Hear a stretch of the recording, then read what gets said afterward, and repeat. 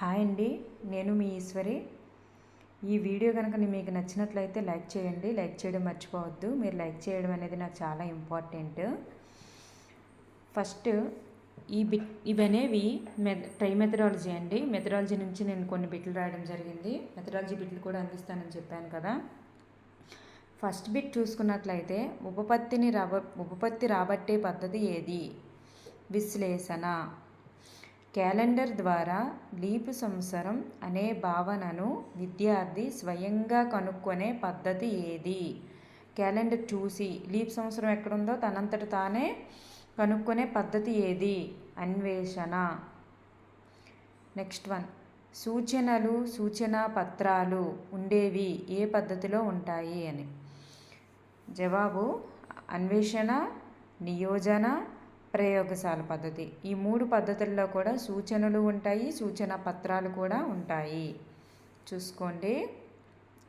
Next, వేరువేరు తరగతులు మరియు వేరువేరు వయస్సులు కలిగిన విద్యార్థులను ఒక జట్టుగా చేయడం ద్వారా జట్టు నాయకుడు బోధించడం.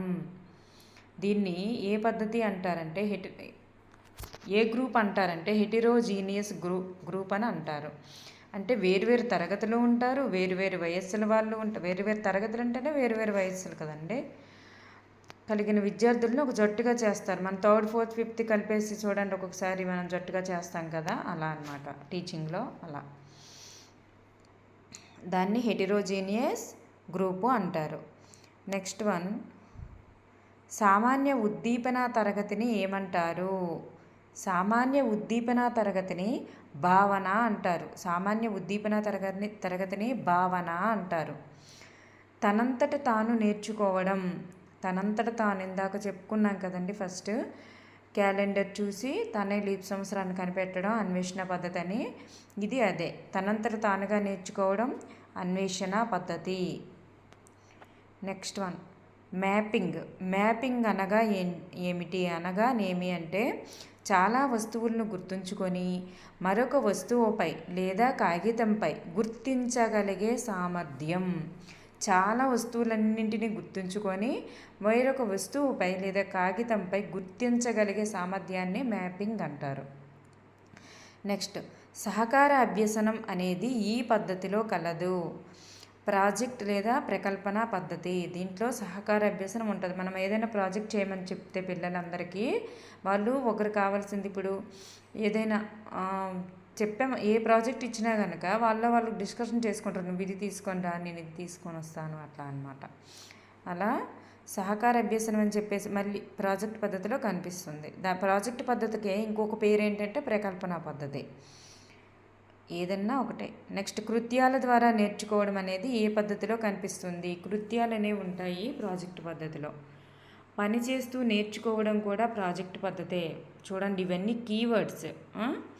నెక్స్ట్ వన్, ఆ కీవర్డ్స్ తెలిసాయనుకోండి, మీకు అప్లయింగ్ ఇచ్చేటప్పుడు చూడండి, ఇందాక జీవిస్తూ తనంతట తానుగా నేర్చుకోవడం అన్నారు. అక్కడ క్యాలెండర్ చూసి ఇలా చెప్పారు కదా, లీప్ సంవత్సరం అనేది లీప్ సంవత్సరం అనేది ఎక్కడుందని చెప్పేసి చెప్పగలిగారు కదా విద్యార్థి. అలా అన్నమాట. కృత్యాల ద్వారా నేర్చుకోవడం అది అప్లయింగ్ ఇచ్చేటప్పుడు పెద్దగా ఇస్తాడనమాట. ఫలానా కృత్యం ద్వారా విద్యార్థి తనంతట తానుగా నేర్చుకున్నాడు అని. అది ప్రాజెక్ట్ పద్ధతి అవుతుంది. పనిచేస్తూ నేర్చుకోవడం కూడా ప్రాజెక్ట్ పద్ధతి అవుతుంది. నెక్స్ట్, ఎందుకంటే ప్రాజెక్ట్ చేయడం అంటేనే పని కదండి. అందుకు జీవిస్తూ నేర్చుకోవడం అంటే అందులో లీనమైపోతాడు. లీనమైపోయి పూర్తిగా అది బయట అది ప్రాజెక్ట్ అనేది ఏదైనా ఇల్లు కట్టారనుకోండి, ఏదో ఇల్లు కట్టి తీసుకురమ్మన్నాం అనుకోండి, టాయ్ లాగా, అంటే అట్టలతో ఇల్లు కట్టి తీసుకురమ్మంటే నిజంగానే ఇటుకలతో ఇల్లు కట్టినంత దీనిగా లీనమైపోతాడనమాట. అలా ప్రాజెక్ట్ ఏదైనా ఇస్తే మనం జీవిస్తూ నేర్చుకుంటారు, అదే ప్రాజెక్ట్ పద్ధతి. నెక్స్ట్, థార్న్డైక్ అభ్యాస నియమంపై ఆధారపడేది ఏంటి? ఆధారపడేది ఆవర్తన పని. థార్న్డైక్ యొక్క అభ్యాస నియమాలు ఉన్నాయి కదండి. ఒక్కొక్క అభ్యాస నియమానికి ఒక్కొక్కటి ఉంటుంది. ఇది థార్న్డైక్ ఫలిత నియమము అలా ఉన్నాయి కదండి. థార్న్డైక్ యొక్క నియమాలు, ఆ నియమాన్ని బట్టి ఇది ఆవర్తన పని అనేది అభ్యాస నియమంపై ఆధారపడుతుంది అన్నమాట. ఓకేనండి. నెక్స్ట్ మిక్స్డ్ గ్రూప్ అనగానేమి? మిక్స్డ్ గ్రూప్ అంటే చూడండి, మిక్స్డ్ అని పేర్లోనే ఉంది. ప్రతిభ గల విద్యార్థి వెనుకబడిన విద్యార్థులకు బోధించుట ద్వారా విద్యార్థి తాను నేర్పిన అంశాల మీద పట్టు సాధించడం, అది కూడా మిక్స్డ్ గ్రూప్కే చెందుతుంది. అంటే మిక్స్డ్ గ్రూప్ అంటే అందులో ప్రతిభ గల వాళ్ళు ఉంటారు, వెనుకబడిన వాళ్ళు ఉంటారు, మీ యావరేజ్గా చదివే వాళ్ళు ఉంటారు, వీళ్ళందరూ కలిసి ఉంటారు. అందులో ప్రతిభ గల విద్యార్థి ఏం చేస్తాడంటే క్లాసులు చెప్తాడు, చెప్పడం ద్వారా తనకు తానుగా నేర్చుకుంటాడు. ఇలా మిక్స్డ్ గ్రూప్ అనేది ఏర్పాటు చేయడం జరుగుతుంది. నెక్స్ట్, ప్రాజెక్ట్ పనులను 2 రకాలుగా వర్గీకరించినది ఎవరు? కిల్ ప్యాట్రిక్కే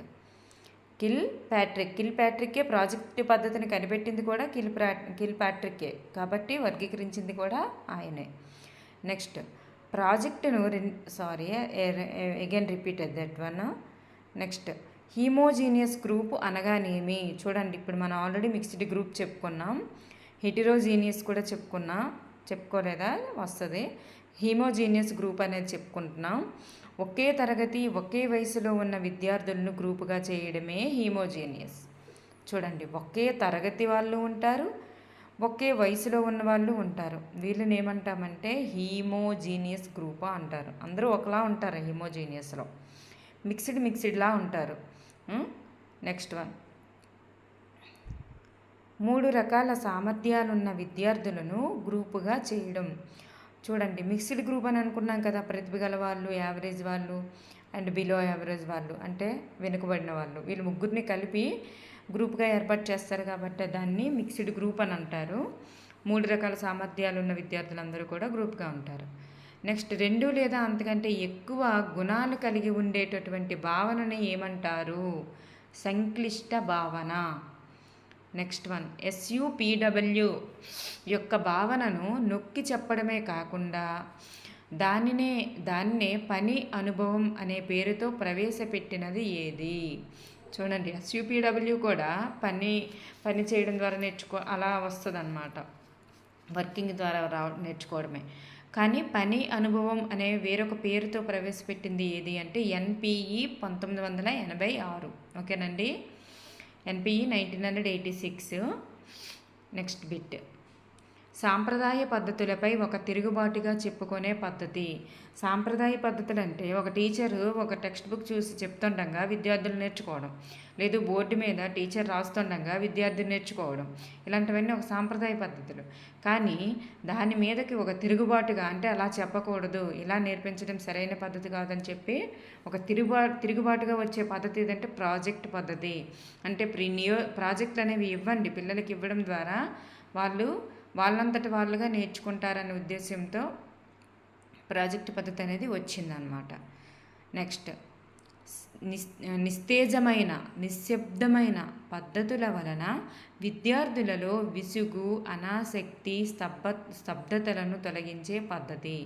చూడండి, నిశ్శబ్దమైన పద్ధతులు ఉంటాయి కదా, అదే టీచర్ చెప్తుండగా విద్యార్థులు కామ్గా వినడం, బోర్డు మీద రాస్తూ ఉండగా విద్యార్థులు కామ్గా రాసుకోవడం, ఇదంతా కూడా ఒక డెడ్గా అనిపించేస్తుంది అన్నమాట చదువు. అలాంటిది యాక్టివ్గా తయారు చేసి విసుగు, అనాసక్తి, స్తబ్దతలను తొలగించే పద్ధతి ఏది అంటే ప్రకల్పన పద్ధతి, దాన్నే ప్రయోజన పద్ధతి అంటారు. చూడండి, ఈ పద్ధతికి ఎన్ని రకాలుగా మనకు చెప్తున్నారు. గణితత్వాన్ని తెలియజేసే పద్ధతి. గణితత్వము అనేది ఎందులో ఉంటుందంటే సమస్య పరిష్కార పద్ధతి. సమస్య పరిష్కార పద్ధతిలో గణితత్వాన్ని తెలియజేసే పద్ధతి ఏదంటే సమస్య పరిష్కార పద్ధతి. నెక్స్ట్ వన్, ఎబిలిటీ గ్రూప్ అనగా అంటే ఎబిలిటీ గ్రూప్ అనగా ఒకే సామర్థ్యం గల విద్యార్థులను ఒక జట్టుగా చేస్తే దానినే ఎబిలిటీ గ్రూప్ అని అంటారు. చూడండి, ఒకే వయసు మరియు ఒకే తరగతి ఉండే వాళ్ళకి ఒక పేరుతో చెప్పారు.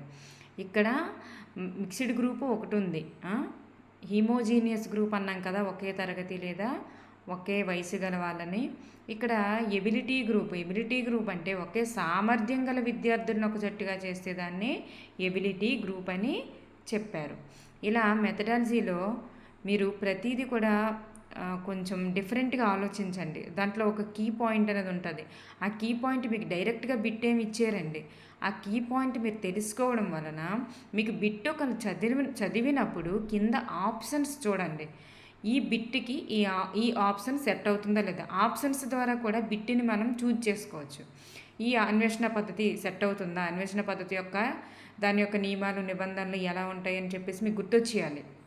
వచ్చేసినాయి అనుకోండి, అప్పుడు ఆ బిట్ అనేది అన్వేషణ పద్ధతి అవుతుందా అవదా, నిగమన పద్ధతి అవుతుందా అవదా, ఆగమన పద్ధతి అవుతుందా అవదా, ఇలా లేకపోతే ప్రాజెక్ట్ పద్ధతి అవుతుందా అవదా, ప్రాజెక్ట్ పద్ధతి యొక్క నియమ నిబంధనలు దేనికి ఇది సెట్ అవుతుంది బిట్ అని చెప్పేసి మనం అప్లయింగ్ ఆన్సర్ అనేది ఇవ్వడానికి ఛాన్స్ ఉంటుంది. మీరు ఆన్సర్ అనేది డైరెక్ట్గా ఆప్షన్స్లో ఆన్సరే వెతకనవసరం లేదు. మీరు ఆప్షన్స్ ద్వారా కూడా ఆన్సర్ని రాబట్టవచ్చు. ఈ ఆప్షన్ అవుతుందా అవదా, ఏ అవుతుందా అవదా, బి అవుతుందా అవదా, ఇలా కానిదేది అని చెప్పేసి మీరు చేయడం ద్వారా కూడా, రిజెక్ట్ చేయడం ద్వారా కూడా మీరు ఆన్సర్ని చేయగలుగుతారు. మీరు డైరెక్ట్ బిట్ అనేది రాదు, కానీ డైరెక్ట్గా ఉండే కీవర్డ్స్ అనేవి మీరు నేర్చుకోవడం వల్ల అప్లయింగ్ క్వశ్చన్ అనేది చేయగలుగుతారు. అదే మీకు డైరెక్ట్గా ఆన్సర్ తెలియలేకపోయింది అనుకోండి, మీరు అప్లయింగ్ ఎలా చేయగలరు? ఓకేనండి. Thank you everyone.